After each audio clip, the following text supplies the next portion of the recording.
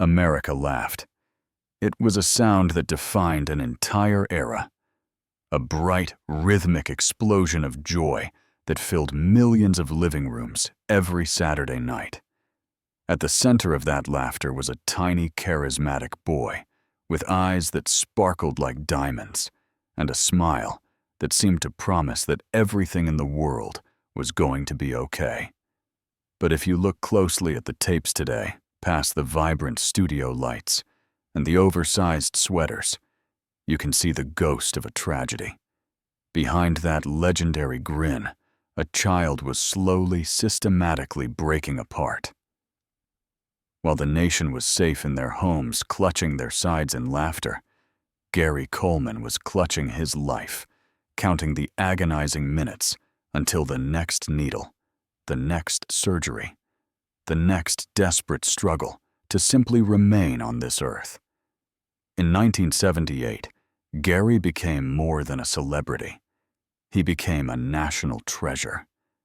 He was the miniature force of nature that made Diff'rent Strokes a global phenomenon.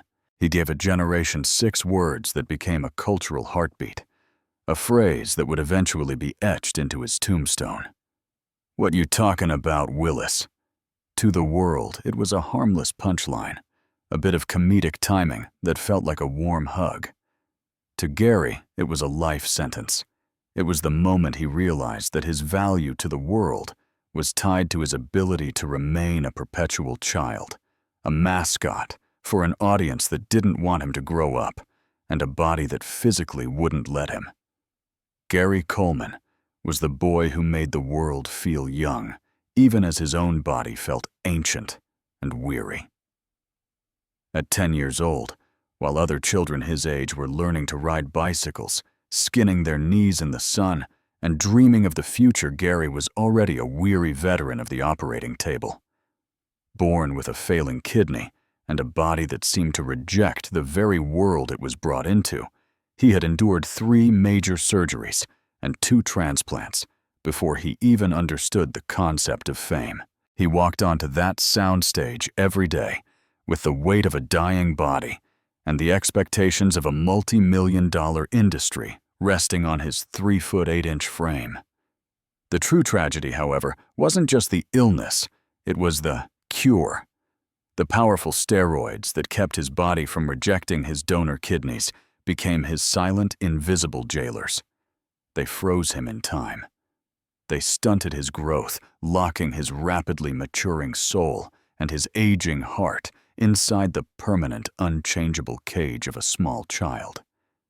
He was a prisoner of his own image, a grown man's mind, trapped in a doll's body, forced to perform for a nation that refused to see the man behind the boy. Every year that passed made the irony more painful. He was getting older, wiser and angrier, but the mirror and the world only ever saw Arnold Jackson. He became a millionaire before he ever felt the warmth or security of a normal childhood. At his peak, he was earning $70,000 a week more money than the President of the United States, but he couldn't buy a single day without the metallic taste of medication or the crushing exhaustion of dialysis. He was a child actor with a medical chart thicker than any script he ever memorized. He was adored by millions, but he was never truly protected. He was cheered until the rafters shook, but he was never truly seen. We loved the character, we worshipped the catchphrase, but we effectively ignored the boy. We watched him stand beneath those searing studio lights, delivering comedic perfection, while his kidneys were failing, and his spirit was eroding under the pressure of a fame he never asked for. This isn't just the story of a Hollywood star who lost his way.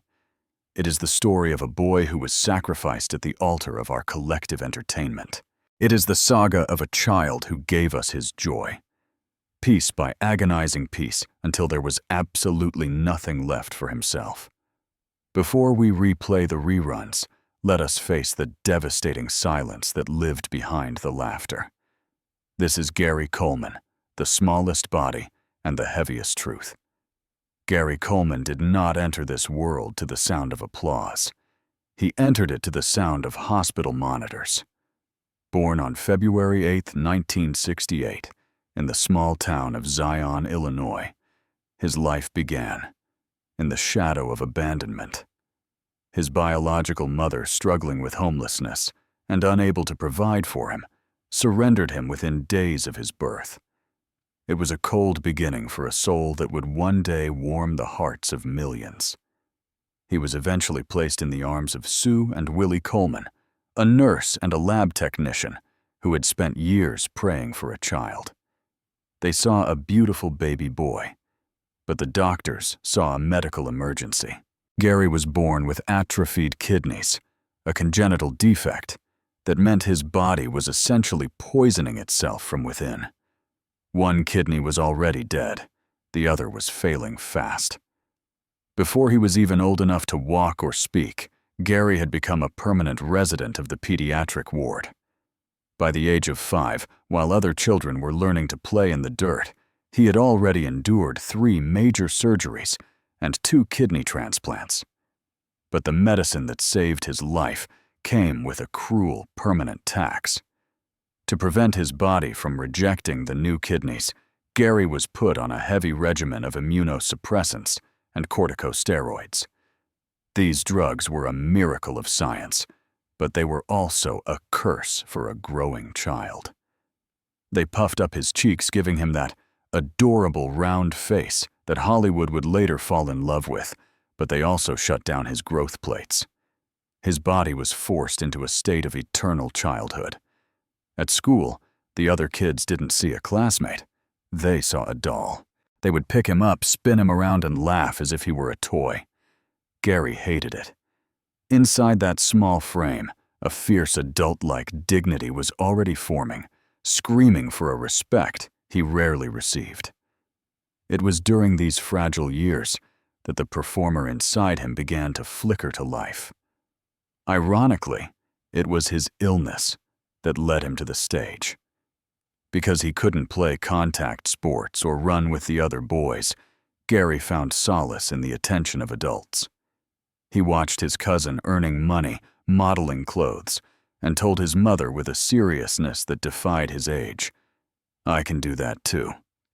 They wrote a letter to a department store, and soon the boy who had spent his life under the harsh fluorescent lights of hospital rooms was standing beneath the warm golden lights of a runway. He modeled for Sears Montgomery Ward and eventually commercials for Hallmark and McDonald's. He was small, yes, but he possessed a magnetic intensity that directors found baffling. He didn't just recite lines. He understood them. He carried himself with the poise of a veteran actor who had lived 1,000 lives. That was the spark that caught the eye of a talent scout for the legendary producer Norman Lear.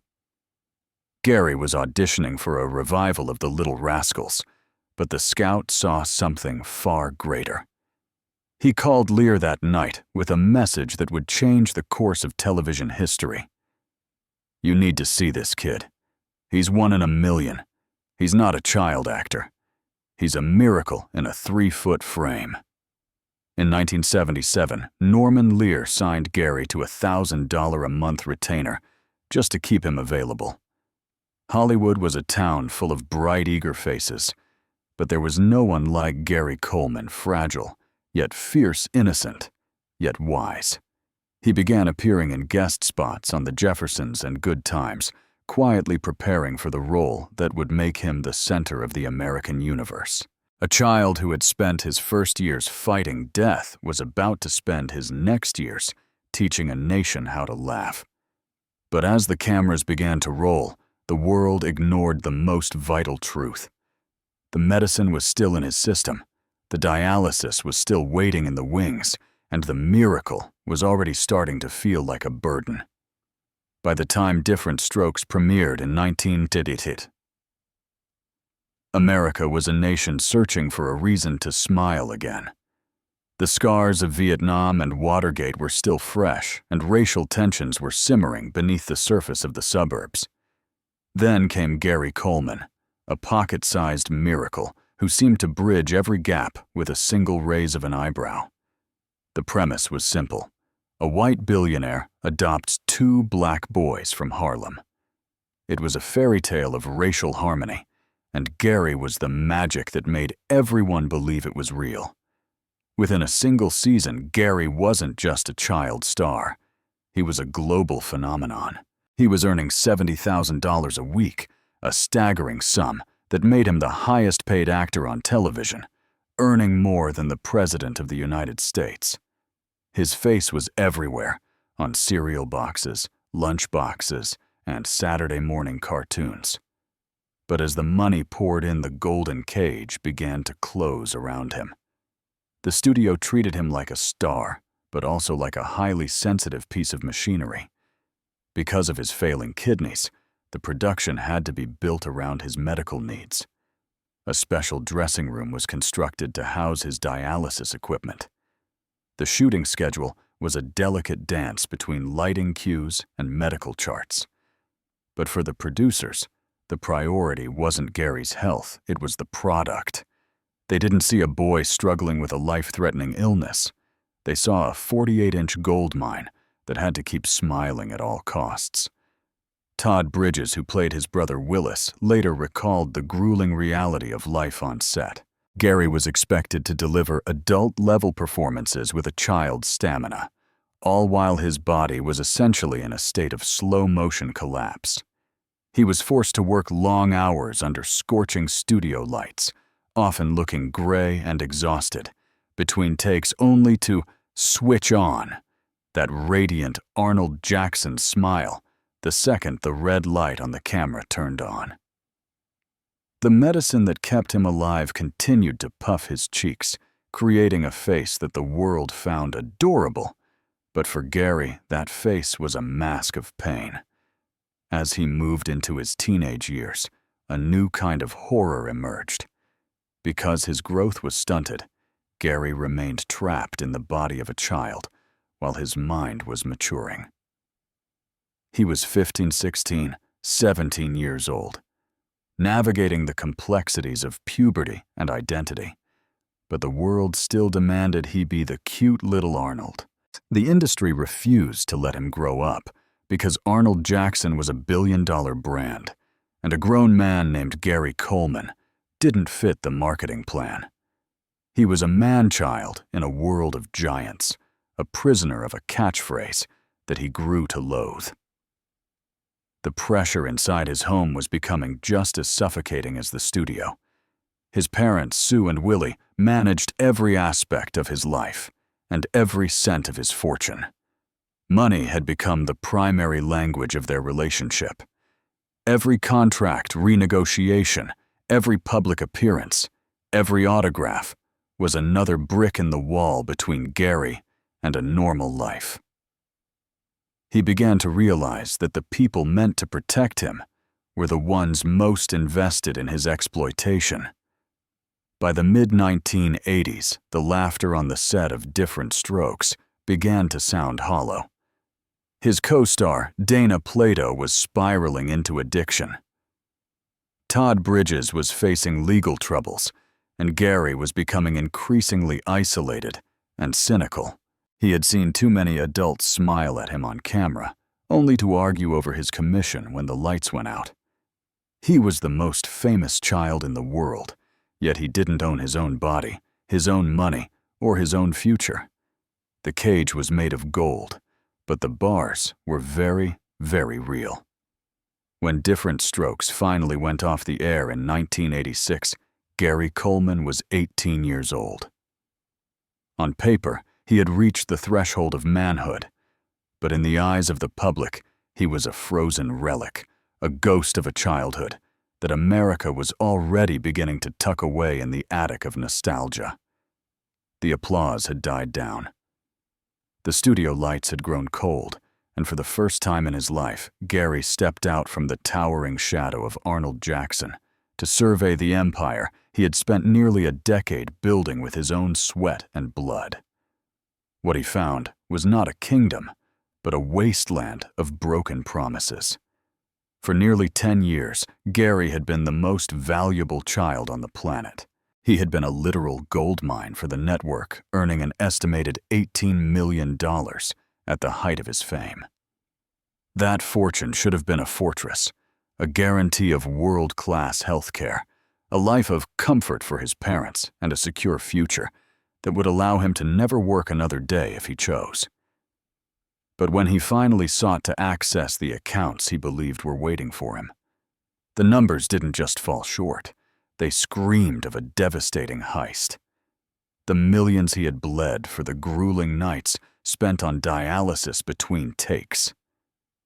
The very childhood he had sacrificed for NBC's primetime ratings, almost all of it had vanished into a fog of expenses and management fees.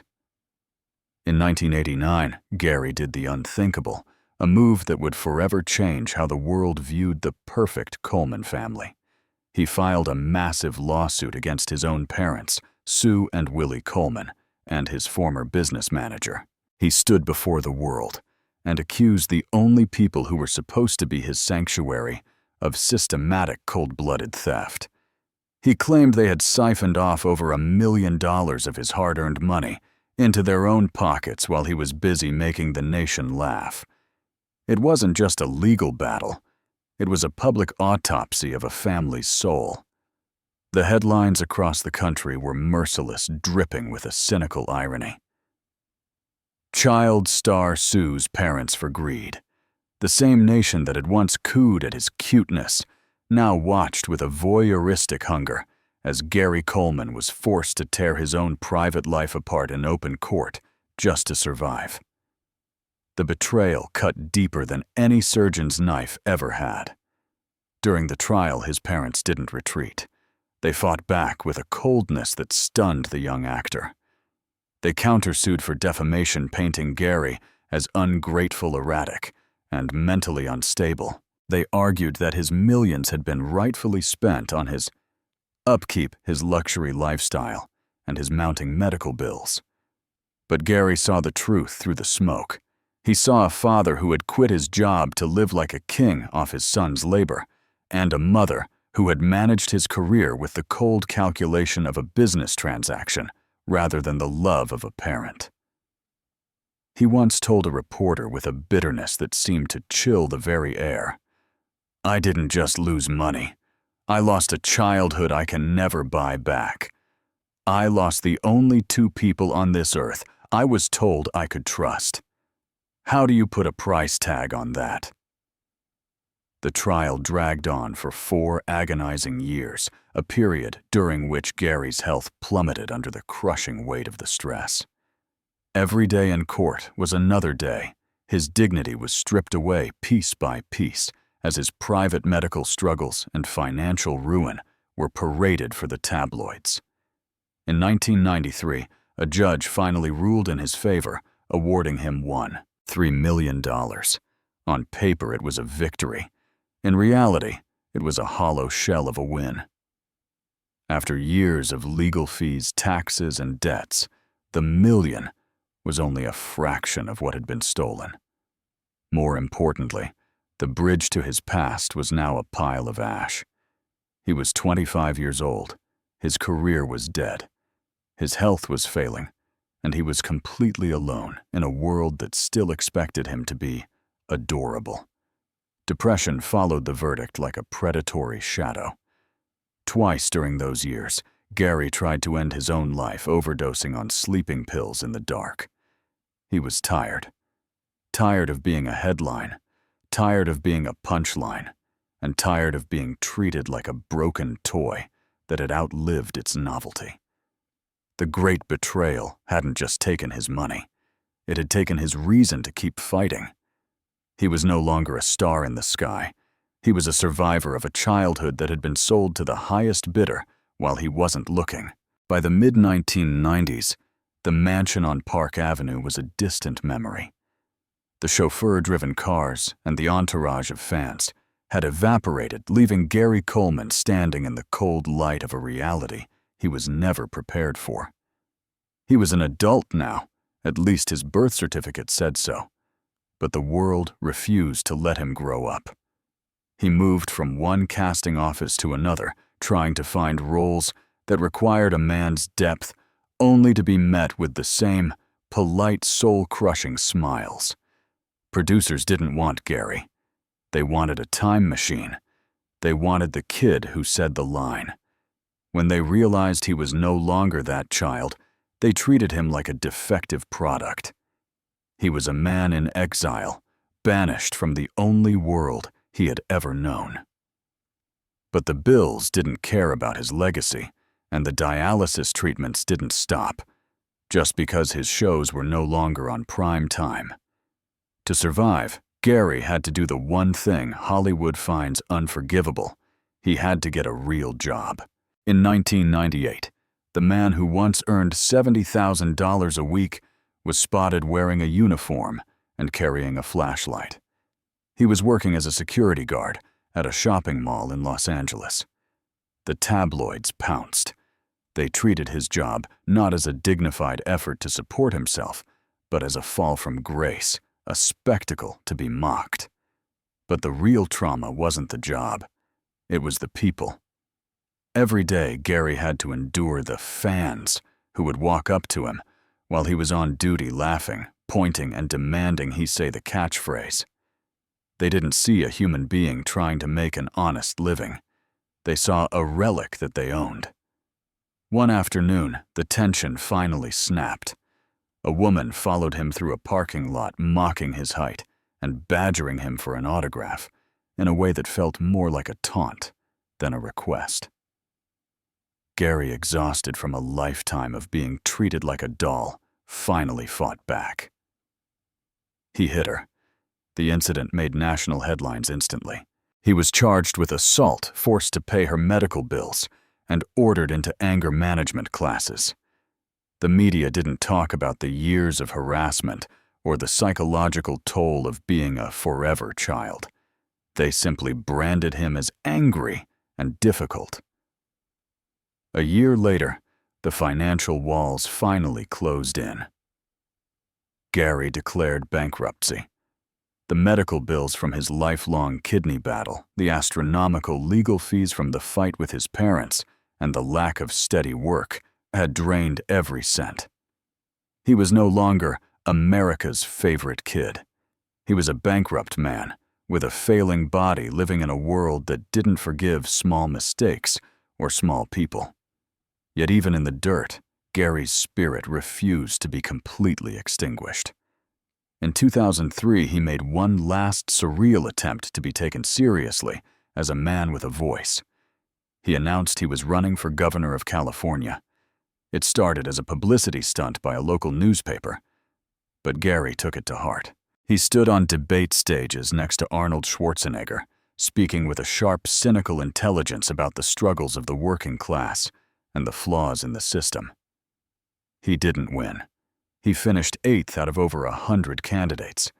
But for a brief moment as he stood at that podium, the dark sunglasses and the uniform were gone. He wasn't Arnold. He wasn't a security guard. He was a man named Gary Coleman, reminding America that he was still here, still breathing, and still demanding to be seen as more than a punchline. It was a fleeting victory, a moment of dignity in a sea of exile. But it was proof that even after the lights go out, a heart can still beat with a fierce, defiant fire. When Gary Coleman smiled on television, America saw innocence. But when he cried in real life, America turned its back. The tragedy of Gary Coleman wasn't just a personal failure. It was a systemic one. It was the American dream turned inside out, exposing the cold, hard machinery that grinds up the vulnerable and calls it entertainment. Diff'rent Strokes was sold to the public as a groundbreaking show about love crossing the lines of color and class. On the surface, it promised a post-racial utopia where a wealthy white man could save 2 black boys from the struggles of Harlem, proving that kindness could erase centuries of inequality. But off-screen, the reality was a mirror image of the very problem the show claimed to solve. Gary was adored by a white nation, but he was never truly seen as an equal. To the system, He was a commodity, a brilliant, charming mascot, whose blackness was only useful as long as it remained adorable and non-threatening. This is the cycle that has swallowed so many black stars before and after him. Hollywood loved Gary's charm, but it never built a space for his adulthood. There is a specific kind of cruelty in how the industry treats black child actors. They are celebrated when they are shining and providing joy, but they are forgotten, or demonized the moment their light begins to dim. Or they demand a seat at the table. When Gary grew older and his body refused to fit the cute mold anymore, the roles stopped coming. When he tried to negotiate his value, they called him difficult. When he finally broke down under the pressure of bankruptcy and betrayal, they didn't offer a hand, they offered a camera to film his collapse. The media turned his pain into a sport. They followed his lawsuits like they were soap operas, and his depression like it was a scandal. They booked him on talk shows not to hear his story, but to wait for him to snap so they could get the angry black man clip they wanted for the evening news. For the black community, Gary represented something much deeper than a sitcom character. He was a child who carried the collective burden of being both beloved and belittled. His success told young black kids that they could make it to the top, but his suffering served as a haunting reminder of what the system does to those who get there without protection. The industry gave him money, but it took his peace. It gave him fame, but it stole his identity. Across the globe, Gary's name eventually became shorthand for the child star curse. But for those who look deeper, it was more than a curse. It was a reflection of a society that loves its symbols, but fears its truths. We wanted the laughter of a black boy from Harlem, but we didn't want the baggage of his health, his rage, or his humanity. Maybe that's the truth America still doesn't want to face, that Gary Coleman wasn't just a victim of Hollywood greed. He was a reflection of us, a society that knows how to watch someone live, but still hasn't learned how to help them survive. We built our laughter around his body, while ignoring the fact that the body was breaking under the weight of the very joy it provided. By the spring of 2010, Gary Coleman was no longer a headline. He was no longer the wicked picket of the sitcom world, nor the angry security guard of the tabloids. He was living quietly in Santa Quin, Utah, a world away from the toxic glare of Hollywood.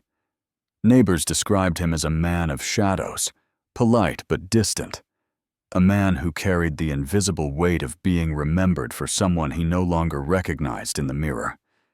He had found a fragile kind of peace, but his body, the small, battered vessel that had carried him through 42 years of war, was finally ready to surrender. Then came the afternoon of May 26th. In the quiet of his home, Gary slipped and fell down a flight of stairs. It wasn't a dramatic Hollywood ending. It was a mundane, tragic accident. He hit his head, suffering a brain hemorrhage. 2 days later, in a hospital bed, surrounded by white walls that looked far too much like the rooms of his childhood, the decision was made to remove him from life support.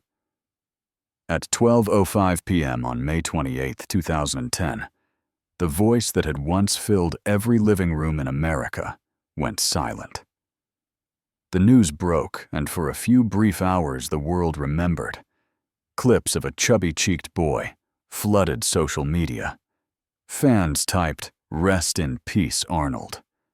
But as quickly as the tributes appeared, the noise faded. There was no grand public funeral. There were no statues erected in his honor.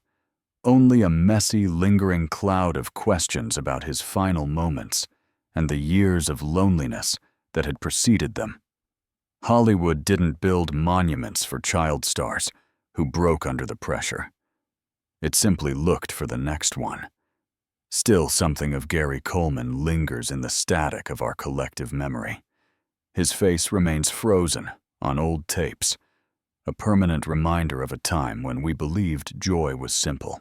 But every time someone replays that famous catchphrase, they are now hearing more than a joke.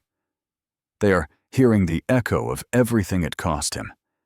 They are hearing the sound of a boy who was asked to carry the happiness of a nation while his own world was collapsing.